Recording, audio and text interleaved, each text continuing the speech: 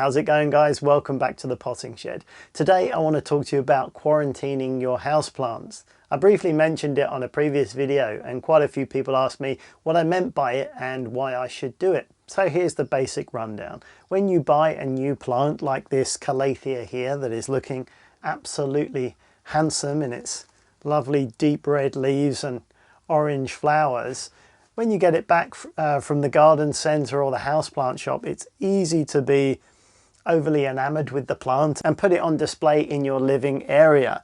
But sometimes there are some things lurking in these new plants that you might not be aware of. You can get pests and diseases on new plants, and they can be living in the soil, they can be under the leaves, they can be hiding in all sorts of places, and some that you'll never ever see until it's too late. You can have soil-based pests like fungus, gnats that could have laid eggs in the soil here, and you won't know until they hatch out. And if you've got your new houseplant around all your other houseplants, then there's a good chance they're going to burrow into the soil of all your other houseplants, and you're going to have a real problem on your hands getting rid of them.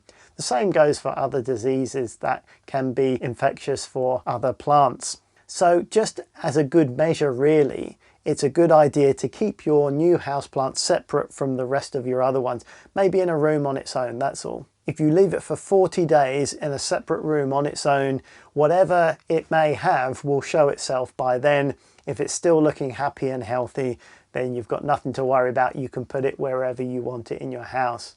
If you don't have many plants and you've only got one in each room, then it really isn't an issue for you. But if you do have a few prized houseplants that you really like, then you could be putting them at risk by bringing in new plants into the household. So it's just something to bear in mind. It's not a hard and fast rule, but if, like me, you do have quite a few houseplants, it's something you really should think about, because it's not unusual at houseplant shops or garden centres to see fungus gnats flying around in the air. It's almost impossible to keep them out when you have a lot of plants coming in and out of the place. So if you bring one of those home with some eggs in it, then obviously you're going to want to try and limit the issue with that. If they come out in a room on their own with the door closed, then you can just treat the one plant fairly easily with some mosquito bits or something like that. Seems to be the most effective treatment, and within a week or so you're going to be getting on top of them. The issue comes when they start going into all the other plants, and then you've just got this big problem where you're going to have to treat the entirety of all your plants, and that really can be a headache. So these sorts of things can be sorted out quite easily if you've just got one plant. So that's what I mean by quarantining. It's just a precaution really, but definitely a good thing to bear in mind when you're bringing back new plants.